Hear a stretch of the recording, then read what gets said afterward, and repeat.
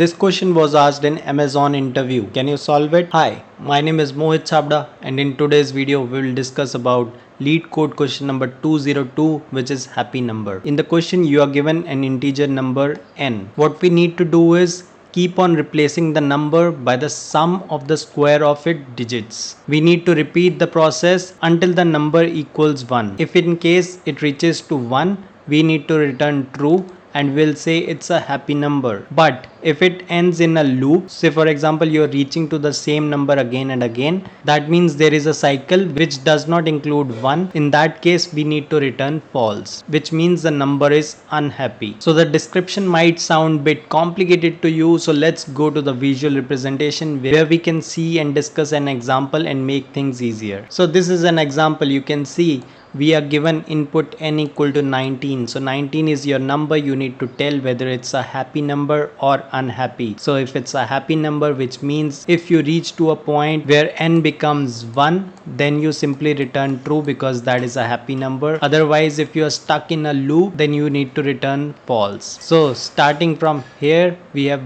19. What we need to do is sum of square of each of the digits. So we do this. So 1 square plus 9 square, because there are two digits only, 1 and 9. It becomes 1 plus 81, that is 82. Now 82 is not equal to 1, hence we repeat the process. Again we do the sum of square of each of the digits. So this becomes something like this: 8 square plus 2 square. So 64 plus 4, that is 68. 68 is again not equal to 1, hence we repeat the process again. So we do 6 square plus 8 square, that is 36 plus 64, which is equivalent to 100. Now 100 is again not equal to 1, so we repeat the process. It becomes 1 square plus 0 square plus 0 square, which is 1 plus 0 plus 0, that is 1. So we have reached to a situation where n becomes equal to 1, so we can simply return true here. So this is a happy number. So the process is simple. You keep on adding the square of each of the digits of the number till you reach either 1 or you detect a cycle or a loop. If you reach to 1, you return true. If you see a cycle, you return false. Now what do we mean by cycle? Let's take an example to understand that. Say for example you are given n equal to 12. Okay, so 12 is not equal to 1, so we will do sum of square of each of the digits, that is 1 square plus 2 square. So this becomes 1 plus 4, that is 5. Okay, so 5 is not equal to 1. Again we will repeat the process, only one digit, so we'll do 5 square, which becomes equal to 25, which is again not equal to 1, so repeat the process. It becomes 2 square plus 5 square, so it becomes 4 plus 25, that is 29. Again 29 is not equal to 1, so you repeat the process. 2 square plus you do 9 square, correct? So 2 square is equal to 4, 9 square is 81, so you have 85. Again you repeat the process, so it becomes 8 square plus 5 square. So 8 square is equal to 64 and 5 square is equal to 25, which becomes 89. So 89 is again not equal to 1, so you do 8 square plus 9 square, so it becomes 64 plus 81, which becomes 145. So again you repeat the process. It becomes 1 square plus 4 square plus 5 square, so it becomes 1 plus 16 plus 25, which is equivalent to 42. Again you repeat the process. 4 square plus 2 square, so it becomes 16 plus 4, that is 20. Again you repeat the process. 2 square plus 0 square, so 4 plus 0 equal to 4. Okay, again you repeat the process. 4 square equal to 16. Right, now we need to repeat the process again because we have still not reached 1, so we'll do 1 square plus 6 square. So 1 square is equal to 1, 6 square equal to 36, so we reach to 37. Now you do 3 square plus 7 square, so 3 square equal to 9, 7 square equal to 49, so we reach to 58. Now again we do 5 square plus 8 square, so 5 square is equal to 25, 8 square equal to 64, which becomes 89. Now here is the point, you could see 89 is repeated because we reached to 89 earlier as well. Now from here this loop will again start. You will go again to 8 square plus 9 square. So these steps will happen again and again you will go here. So it's a loop. You can see 89, it's getting repeated again and again, and you will never reach to 1, correct? So in this case you have to return false. This is unhappy number. So either you reach to 1, then in that case you simply return true, otherwise you detect a loop like the number where you have reached, you already have been there and it's not equal to 1. So in that case you simply return false, because it's an endless loop. You will keep on doing this, and if you don't stop here it will give you stack overflow, because you will never reach to any solution. It will keep on going and going and going. So we have seen both of the cases, the case where we will return true because we will reach to 1, and the other case where we have detected a loop, there is a duplication. Alright, now let's see how can we solve this. So approach 1 can be, you simply keep on calculating the number and you maintain a set, right? You maintain a hash set where you will keep this number so that you can detect a loop. For example, in the beginning we check for 12, hash set in the beginning would be null, so you simply put that value here 12. You do this calculations, you check for 5, then 5 is also not present in set, you add this value here. Again for 25 you repeat the process, check in set, if it's already present you simply return false, but here 25 is not present, so you add that in the hash set.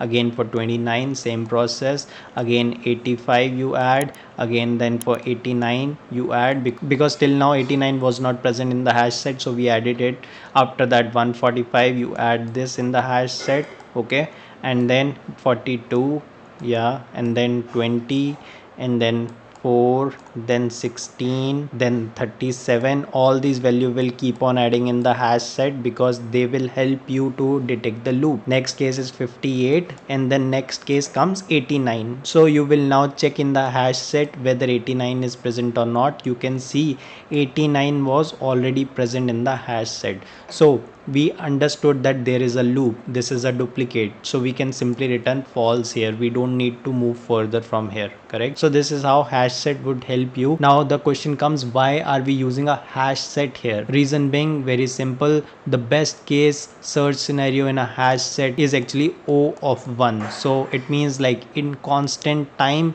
you get to know whether something is already present in hash set or not, correct? Instead of this, if we maintained an array, search operation could go like O of n, correct? So that would increase a lot of complexity. In order to reduce the complexity, we have used hash set here because we want unique values every time. So now let's go to LeetCode and write the solution for this approach, after which we'll also discuss about another approach. So watch till the end. Okay, so we are back to LeetCode and we are writing the solution of our approach 1. Okay, in this question you have already given this method where you need to return a boolean. If it's a happy number, that is if you reach to 1, you simply return true, otherwise you return false. You can see in the parameter you are given integer n, okay? So I have created a new method. It's a private method because we will simply call this within this class. We have named it as square. You can keep whatever name you want to. Basically this method will calculate the sum of square of the digits of number n. Okay, so how do we do that? We simply create a variable which is named as sum. In the beginning you make it equal to 0. We simply apply a loop till this number is not equal to 0. You simply get the digit. How do you get the digit? Using the modulus function, okay? And then you simply divide the number by 10 and the sum becomes sum plus digit into digit. This means square of the digit. In order to explain this method, let's go back to the visual representation. So let me explain this to you with an example. Say for example your number was 23, okay? So n equal to 23 we are taking in this case. So what will happen is sum will be 0 in the beginning, okay? And then next what will happen, till the time this 23 doesn't become equal to 0, we will keep on going in the while loop, okay? So first time what we do is like we get the value of digit. What will be the value of digit? It will be 23 modulus 10. What will this return? So the modulus function returns you the remainder. So if you do 23 divided by 10, what's the remainder? Remainder is 3 because 10 into 2 is 20 and we have 23. So 23 minus 20 is 3. So remainder becomes 3. So digit will be equal to 3. Okay. And what will be the value of n? We have to divide it by 10 so that the number decreases. So n becomes 23 divided by 10, which is equal to 2. Why 2? Why not 2.3? Because 23 is integer, 10 is integer. When you do integer divided by integer in Java, it gives you an integer value. Okay. So if one of these was double, then it would have returned you 2.30. But because both of these are integer, so n will become 2 because n is an integer in the question. You can see in the parameter it's an integer. Got it? Okay, so now what happens is the next line, sum equal to sum plus digit into digit. Okay, so sum becomes sum plus, so initial value of sum was 0, so 0 plus digit into digit. What was digit? 3, so it becomes 3 into 3 equal to 0 plus 9, that is 9. Okay, so your sum becomes 9, n becomes 2. Still your n is not equal to 0, so the loop continues, right?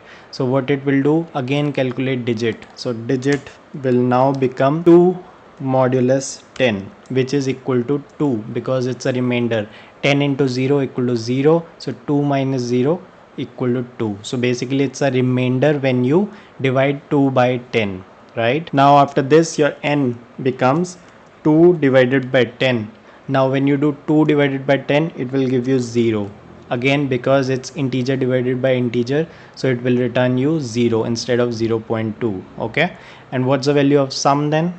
Sum equal to initial sum. What's the value of sum? It was 9, right? So 9 plus digit into digit. What's the value of digit? 2, so you will do 2 into 2, so it's 9 plus 4, that is 13. okay, so after you complete this line, it will again check for n. Now n is equal to 0, hence the loop will stop here and it will return you simply the sum, which is 13. And if you also check 23, what will be the sum of square of digits? So it will be 2 square, that is 2 into 2 plus 3 into 3, that is 4 plus 9 equal to 13, where we have reached, right? So in order to do this, we have written this method. okay, still in case you are finding it difficult to understand this kind of funda, what you can do is like you can take paper and pen and try to understand what we have done. So take line by line code, try to write with an example just like we did here. You will understand this logic, and it's an important logic because you can use this kind of logic in many questions. Wherever you have a number and you want to calculate something based on the digits, you can apply this kind of funda. To get the digit, you will simply use the modulus operation, and in order to decrease the number for the next time, you do number divided by 10. okay, so using this you will get the sum of square of the digits. Alright, so this was our helper method. Now let's go to the main method. What's happening is, like, first we will check if your given number is smaller than 1, which means either 0 or negative, although in question it was mentioned that you will be given the positive numbers.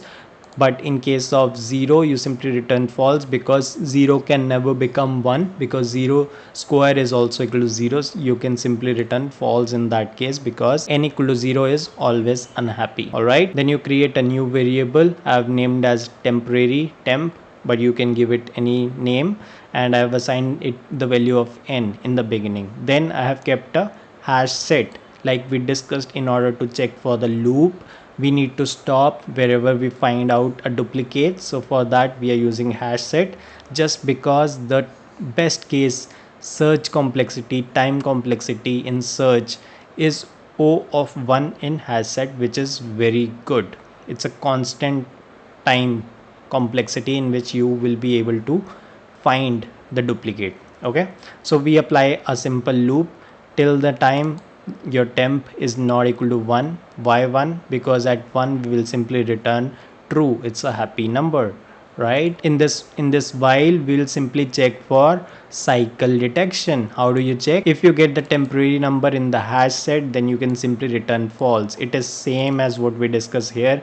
If you find out 89 you can simply return false, right? So same thing we have applied. If your hash set already contains the number on which you are going to make square, you can simply return false because this is a cycle, right? And in case it doesn't happen, you simply add that value in the hash set for the next time. Say for example 89 came for the first time, we added it in the hash set so that in case it gets repeated we can simply return false. Okay, and then what we do is get the new value of temp. What's that? Simply do sum of square of the digits, and for that we have already created this square method, the helper method that we just discussed, correct? So in this loop, while keep on going in this loop, if you ever find a duplicate, you can simply return false. But say for example you get out of this loop, which means the temp value will be equal to 1, and in this case you will simply return true because it's a happy number, right? Let me zoom it out a bit so that you can see the complete code in one go. So this is our complete code. Let's try to run for the basic test cases. If it's passing, you can see the basic test cases have passed. Now let's submit it to see if all the test cases are passing or not. Okay, we can see here that all the test cases are passing, 420 out of 420, but you can see it beats only 19.13%, which is quite low. So let's see if we can do some better approach to solve this. Let's go back to the visual representation. Alright, now we are back to the visual representation. We talked about the approach 1. Now let's talk about the approach 2, which will be optimized and better approach. Okay, if you try to identify, this pattern is quite similar to detection of loop in a linked list kind of problem. Do you remember that? In the linked list you had one problem, like in order to check for the cycle in a linked list. What does that mean? For example, you go here and after a while you see there is a loop. One node is coming back and getting connected to one of the previous nodes. So that is one of the questions which is a very popular interview questions. So here also you can see in the beginning, say you had 12, right? So 12 was the first number, and then it was getting connected to the next, which is 5, right? I'm just checking from here, 12 and then 5, and then 5 is getting connected to 25, right? Like this everything will happen, and you reach to a point where you go to 89, correct? So 89 is here. After this again you go ahead, but after a point you go to 37, 58 and then 89. So 58 connects back to 89 node, right? So it's kind of a cycle in a linked list problem.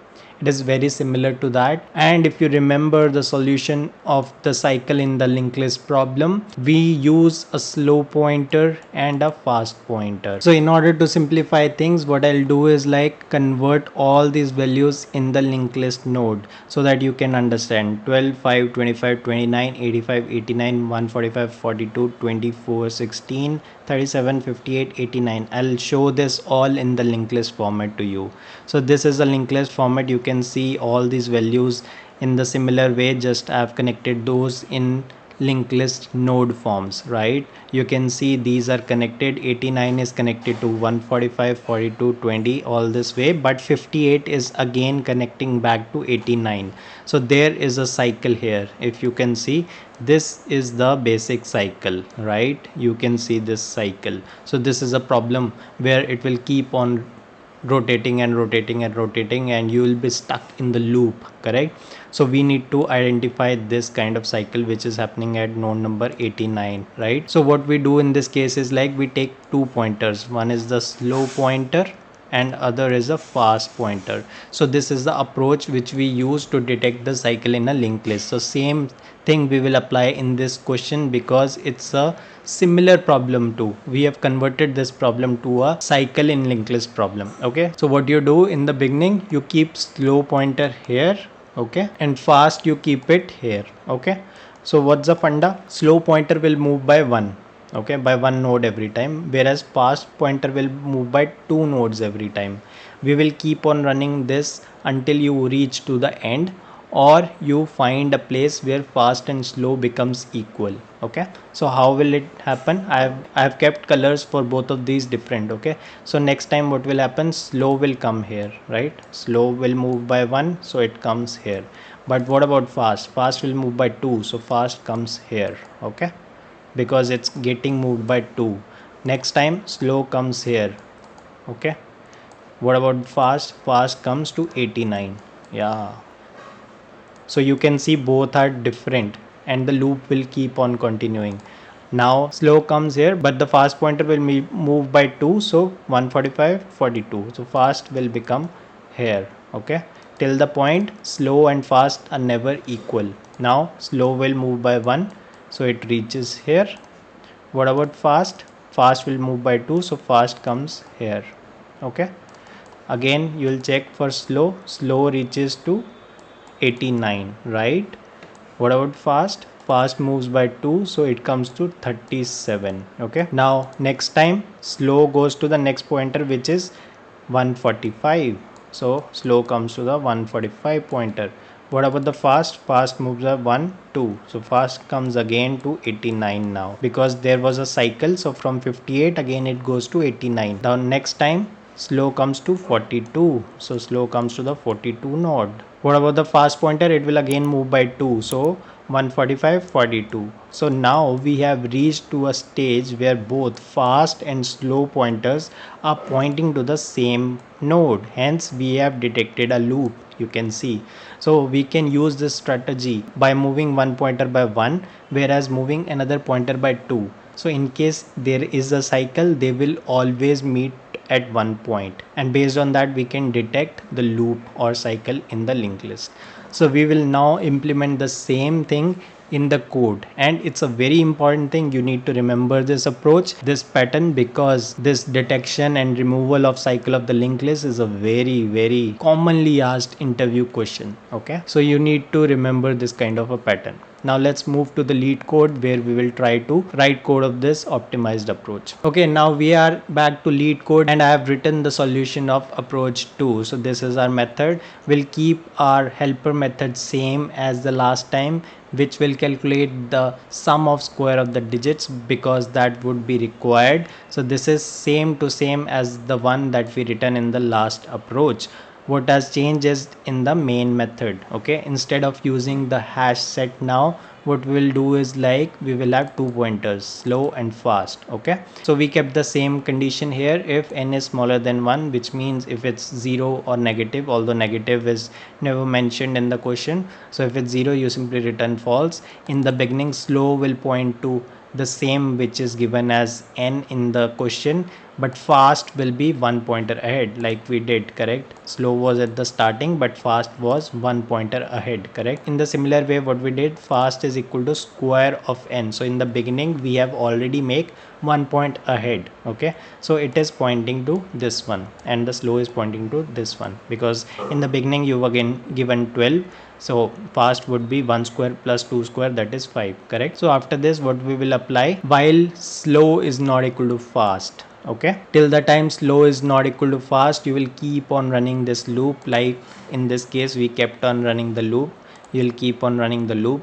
What's the stopping condition? If you get fast equal to 1, you simply return true, because you have reached to a point where happy number is delivered, okay. So whenever you get fast equal to 1, you simply return true. So anytime you reach to 1, you simply return true. Otherwise, what you need to do, move the slow pointer by just one node. So we are simply doing slow equal to square of slow.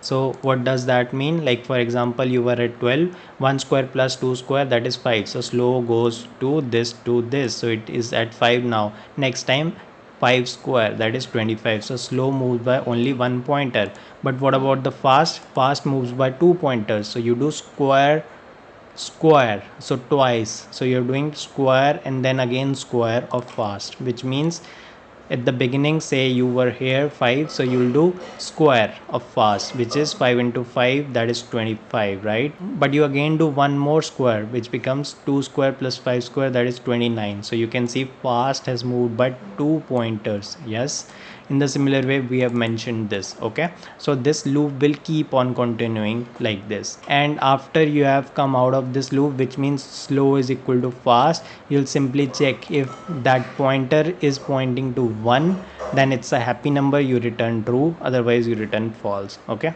So we have used the slow and fast pointer approach. If in case you're finding anything difficult here, I would request you take a paper pen and try to do that on the paper pen, and you will get some idea like what code we have written. You try to analyze that and you'll get it. Okay, so this is a complete code. Let's try to run. The basic test cases are passed here. Let's try to submit. What happens? You can see that all the test cases have passed and it beats 100%. Amazing. That's a brilliant kind of a code, right? You could see in the last time it was saying it beats only 19 point some percent, but now it's like 100%. So it's a very brilliant kind of code. I hope you understood both of the approaches that we discussed in this question. This question was asked in Amazon interview, so it's an important question. You should practice it and you should try to solve it, because the similar questions can appear again in the interview questions. Alright, in case you have any doubts, put that in the comment section. I'll try to help. Alright then, this is Mohit Chabra signing off. Subscribe to the channel and thanks for watching.